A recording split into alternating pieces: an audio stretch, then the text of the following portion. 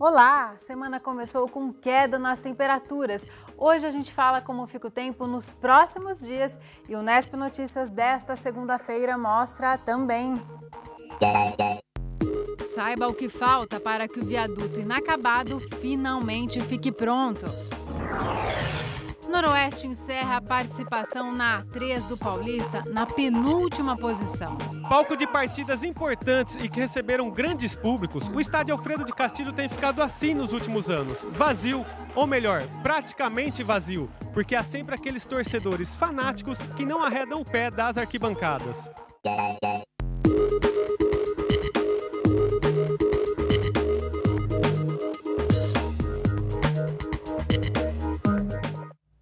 Depois da última reunião entre os representantes da Prefeitura e da empresa Bema, quando ficou combinado que a empresa daria continuidade às obras do viaduto, nossa equipe foi acompanhar o que realmente falta para a conclusão e quais são as responsabilidades da empresa e da Prefeitura. A previsão é de que a obra seja entregue daqui a exatos 4 meses, no dia 14 de agosto. Os funcionários da prefeitura trabalham no trecho que deve interligar a Praça Espanha ao viaduto inacabado. Essas obras de infraestrutura e de mudança no trânsito já eram de responsabilidade do município. Essa parte onde a gente está vendo essa movimentação grande de terra, em 60 dias a gente resolve esse problema. Todo o aterro ele já vai estar definido, a parte do sistema de galeria já 70% já foi implantada aqui no local.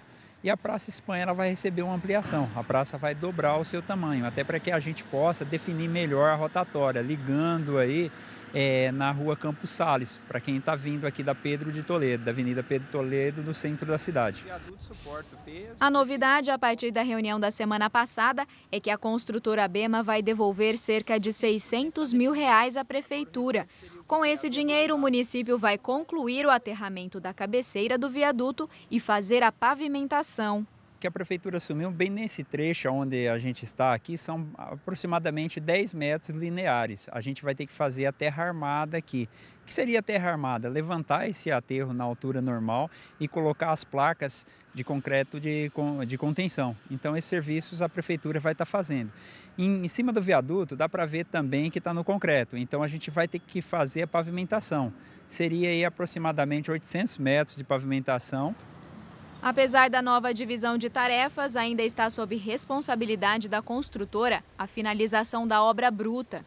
Nós estamos agora sobre a estrutura dos 2 últimos vãos que precisam receber ferro e concreto. Sidney, por que essa parte da obra ainda não foi realizada?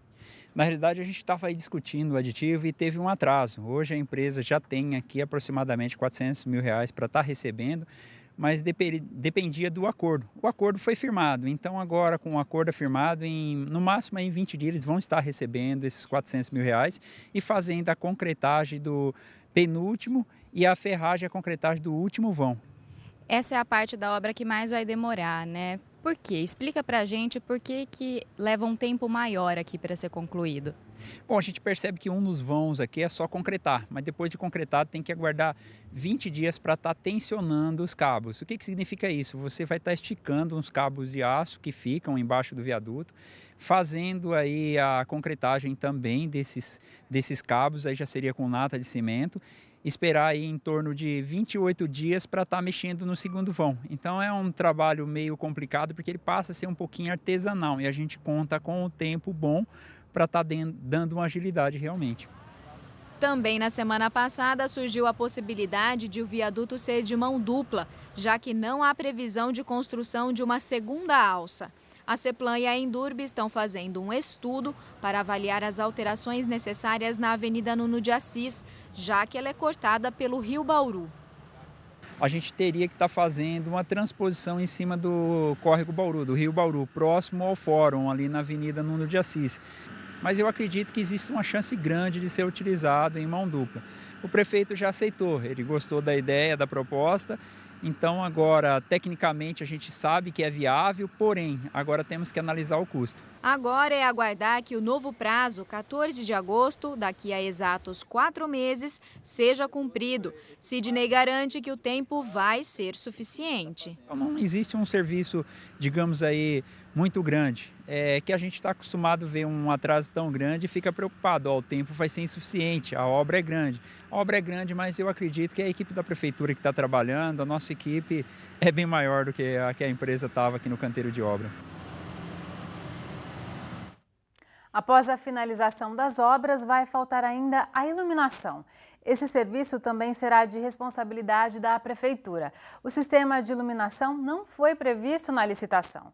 Segundo o secretário de Obras, a previsão é de instalar lâmpadas de LED, que são mais econômicas e duráveis.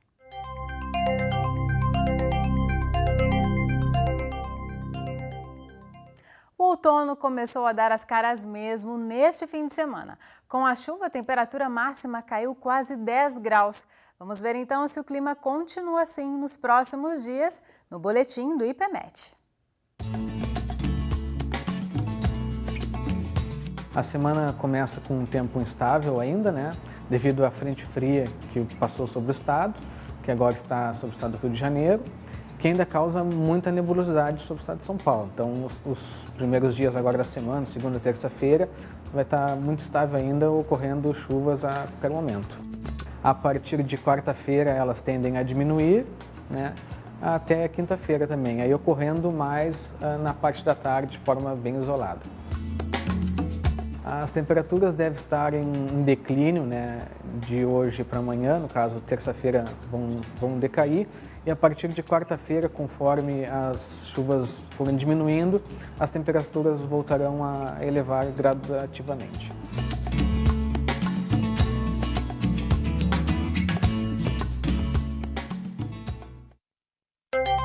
Chove em várias cidades do estado, numa concentração maior na região nordeste, como em Ribeirão Preto. A terça-feira deve continuar com chuvas. Em Bauru, pode voltar a chover a qualquer hora do dia hoje. Amanhã também são esperadas mais pancadas. Os ventos sopram agora a 11 km por hora. Hoje a temperatura variou muito pouco, ficou entre 19 e 23 graus. São as mesmas mínima e máxima previstas para esta terça-feira. A seguir, o assunto é o Noroeste. Já rebaixado para a última série do Paulista, o clube se despede com o estádio vazio.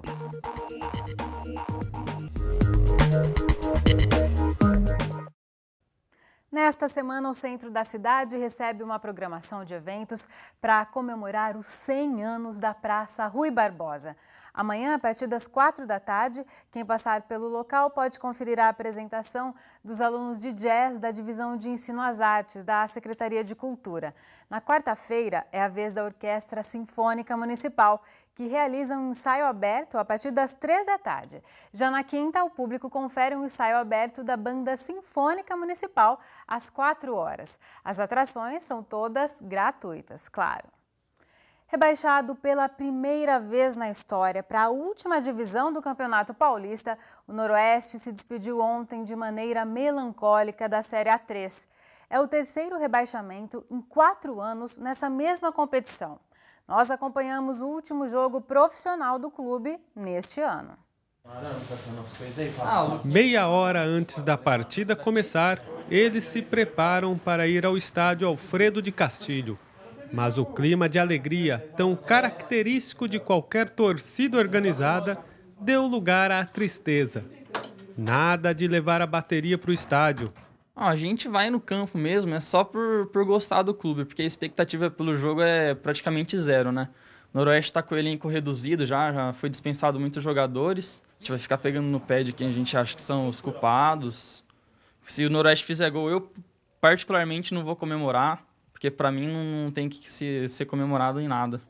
A torcida Sangue Rubro tem cerca de 150 associados, mas neste domingo apenas 10 deles tiveram o ânimo de levantar cedo. O pessoal totalmente desmotivado, pela situação, um jogo que não vale mais nada, um jogo insignificante. E houve uma debandada geral no dia de hoje, Teve gente que foi para Santos ver a final, no Pacaembu, no caso, Tem quem foi trocar figurinha no supermercado, Então o pessoal não teve interesse nenhum. Só os mais assíduos mesmo que tá indo hoje pro jogo. Palco de partidas importantes e que receberam grandes públicos, o estádio Alfredo de Castilho tem ficado assim nos últimos anos. Vazio, ou melhor, praticamente vazio, porque há sempre aqueles torcedores fanáticos que não arredam o pé das arquibancadas. O Vinícius até tatuou o escudo vermelho nas costas e promete seguir o clube na última divisão no ano que vem. A gente vai estar com o Noroeste aí, no Amador, na última divisão, na primeira, independente da divisão, a gente vai estar sempre apoiando, torcendo pro Noroeste aí, que é um amor sem explicação, né? Sócio do clube há mais de 4 décadas, o seu João não esconde o desânimo ao ver o Noroeste nesta situação. Hoje, infelizmente, é uma tristeza, principalmente para mim, para os meus filhos, que sempre me acompanharam, e ver o Noroeste nessa situação. Mas e a diretoria? Como explicar a péssima campanha e o rebaixamento do time para a última divisão? Na verdade, acho que houveram muitos erros, né? Mas eu acho que o principal erro foi a falta de investimento no time, né? Tivemos que pagar muitas coisas da gestão anterior, né? Então, se a gente tivesse esse dinheiro disponível para investir no time, eu acho que a coisa teria sido diferente. E daqui até o fim do ano, o vice-presidente avisa que o foco são as categorias de base. Nós vamos ter todas as categorias de base, né? Vamos ter o sub-15, o sub-17, o sub-20 e vamos fazer um trabalho social de 7 a 13 anos também, que pode aí surgir algum talento aí para daqui 3, 4 anos. O jeito é apostar no que vem por aí, porque enquanto o Noroeste existir, o programa de domingo para os torcedores mais fiéis está garantido. Eu vou continuar vindo enquanto for vivo para reencontrar esse clima aqui. Esse clima ele me faz bem numa manhã de domingo, numa tarde de sábado, numa tarde de domingo. E continuar vindo aqui, isso aqui me recarrega estar com essas pessoas. Então vir aqui é a coisa mais gostosa. O bate-papo que essas pessoas falando aqui do Noroeste, desse amor que nós temos, isso aqui é muito gostoso. E só para registrar, o jogo de ontem terminou em 2-1 para o votuporanguense. O resultado fez com que o Noroeste encerrasse a campanha na Série A3 na penúltima posição. Agora o time profissional só volta a campo a partir de abril do ano que vem, quando começa a disputa da última divisão do Paulista. E você, acredita que o Noroeste tem condições de se reerguer depois desse rebaixamento? Esta é a pergunta da nossa enquete que está no ar. É possível votar pelo site ou pelo aplicativo interativo da sua TV digital para você que nos assiste aí pelo canal 46.1. A gente aguarda a sua opinião. Vamos para um rápido intervalo. Na sequência, você vai ver uma entrevista com o cientista político Franklin Martins. Não saia daí que o Unesp Notícias volta já já. De volta com o Unesp Notícias. Logo mais aqui na TV Unesp tem a estreia da segunda temporada do programa Aula Pública Opera Mundi. A cada edição, um especialista fala sobre grandes temas mundiais. Entre os assuntos em discussão estão a legalização do aborto, Oriente Médio, literatura, armas de destruição em massa, internacionalização do ensino e Venezuela. No primeiro episódio, Franklin Martins fala sobre a regulação da mídia. Em conversa com o Unesp Notícias, ele adiantou um pouco o tema. Franklin, você foi convidado para participar do Aula Pública Opera Mundi para falar da regulação dos meios de comunicação e qual que é a importância de trazer esse debate para os jovens. Primeiro, só esclarecendo, não é os meios de comunicação de modo geral, é a radiodifusão, jornal, revista, o que um grupo, um empresário faz com seu próprio recurso e todo mundo, em tese, poderia fazer, é assunto que não precisa ser regulado. Deve estar submetido a determinadas leis, como direito de resposta ágil e proporcional ao agravo, como as punições no caso de calúnia, difamação, injúria, que tem que ser feitas de forma rápida pela imprensa, pela justiça, mas eu acho que não cabe regulação aí. Diferentes são os meios eletrônicos de radiodifusão que são uma concessão pública, ocupam um espectro eletromagnético que é propriedade do Estado, da sociedade, que delega um pedaço daquele espectro para que determinado grupo ocupe e faça determinadas coisas ali. É uma concessão pública, igualzinha a transporte público, ônibus, ou avião, ou distribuição de água, de energia, de gás, são concessões públicas, todas elas têm regulação, ou seja, os grupos que exercem a concessão, que são concessionários, precisam obedecer a determinadas obrigações. E se não obedecerem, podem ser punidos. É isso, entende? Isso é assim no mundo inteiro. Isso não tem nada a ver com censura, ataque à liberdade de imprensa. Exige o quê? Responsabilidade de cumprir determinadas obrigações por quem recebeu do poder público, em nome da sociedade, determinada concessão para fazer determinado serviço. Mas o que muito se discute é a questão que a regulação viria no sentido de um controle e até voltar a uma época de censura. Esse é o discurso que as empresas de radiodifusão, de um modo geral, tentam fazer para evitar que exista algum controle. Elas querem fazer o que elas querem e não dar satisfação a ninguém, nem o Estado, nem a sociedade, etc. Então elas inventam esse discurso. E tentam com isso interditar o debate, interditar a discussão e evitar que a sociedade perceba a importância de democratizar cada vez mais os meios de comunicação. É curioso que eles não tiveram, os meios de comunicação, essa força toda para combater quando houve ameaças reais à liberdade de imprensa e transgressões reais à liberdade de imprensa no Brasil durante a ditadura. A maioria deles se compôs com a ditadura, se acertou, etc. Então, não é nenhum apego à liberdade de imprensa. Eles querem a liberdade da empresa fazer o que quer e bem entende e não querem dar satisfações. Não é o governo, é a sociedade. Eles querem ficar acima da lei, acima da sociedade, porque boa parte deles, além de ganhar dinheiro, quer controlar a sociedade. Seria uma dualidade do que seria o interesse público em defesa da sociedade com a lei do mercado? Evidentemente, uma concessão sempre vai ter o interesse público e também vai ter o interesse da empresa, e é normal e é assim no mundo todo. O que nós temos no Brasil é que não tem interesse público em jogo, não há obrigações, eles fazem o que bem entendem. O que nós temos não é apenas liberdade de imprensa. Liberdade de imprensa é ótimo, é o seguinte, eu posso fazer o que quiser. Eu não preciso cumprir nenhuma obrigação. Eu recebo uma concessão do Estado e nunca mais dou satisfação à sociedade. Não, não pode ser assim. E nesse sentido, qual seria, Franklin, o papel dos jovens para fomentar esse debate que inexiste? O mundo está mudando muito, muito.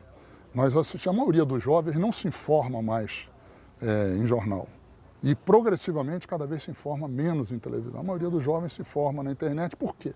Porque ele tem pluralidade, ele tem muitas oportunidades, não tem alguém impondo determinada coisa a ele. Ele pode escolher mais para cá, mais para lá, mais para aqui, vou por aqui. Ele tem essa possibilidade. Então isso já vem ocorrendo. O jovem já está tendo acesso a uma certa pluralidade pelo lado da internet, entende? Mas a questão é a seguinte, a radiodifusão, televisão principalmente, tem um peso monumental ainda. E terá durante muito tempo. Então é importante esse debate. E os jovens começam a perceber isso, não é à toa, que nas manifestações de junho, uma das palavras de ordem mais gritada é aquela que condenava a manipulação feita por importantes grupos de comunicação, como a Globo. Então, esse tipo de clima que existe no país, ninguém senta em cima e diz não vai acontecer mais nada. Houve um tempo onde os grandes grupos de comunicação diziam isso não vai acontecer. Eu costumo brincar e dizer assim, quando o PFL, o ex-governador Antônio Carlos Magalhães, já falecido, dizia o seguinte, reunião do PFL ou jantar do PFL que eu não fui não aconteceu. Os grandes grupos de comunicação tentam mais ou menos dizer, debate sobre comunicação, se eu interditar, não vai acontecer. Isso valia no passado. Hoje em dia a sociedade está mudando, está mais moderna, mais arisca, mais correndo atrás, mais curiosa e mais indignada quando ela percebe a manipulação. E isso é muito bom. E é nesse sentido que nós podemos falar de uma democratização dos meios. Quanto mais gente, mais vozes, mais debate, mais opiniões, mais informação, mais cultura, mais entretenimento estiver circulando na sociedade, das mais diversas origens, dá mais possibilidade de escolha ao cidadão. E a internet permite muitas vezes, ela dá também ao cidadão a possibilidade de se expressar. A quantidade de cidadãos que começam a fazer blog, se tem mais ou menos sucesso, se tem mais ou menos audiência, o outro departamento dele começa, ele se expressa. Nós estamos assistindo a um momento muito interessante nesse sentido, porque destapou uma coisa que sempre ficou tapada, que era o direito de expressão. O direito de expressão está crescendo, o exercício dele está se tornando muito mais intenso. E é isso que a velha mídia não consegue perceber, não consegue entender e não consegue aceitar. Mas novos tempos estão chegando e eu acho que esse debate, de um jeito ou de outro, será travado na sociedade brasileira e promoverá uma maior democratização dos meios de comunicação.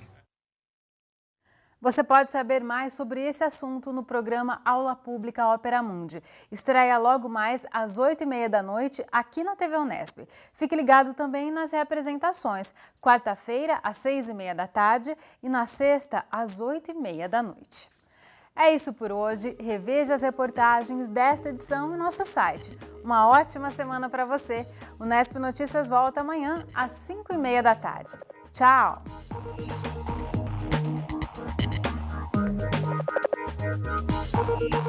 Thank you.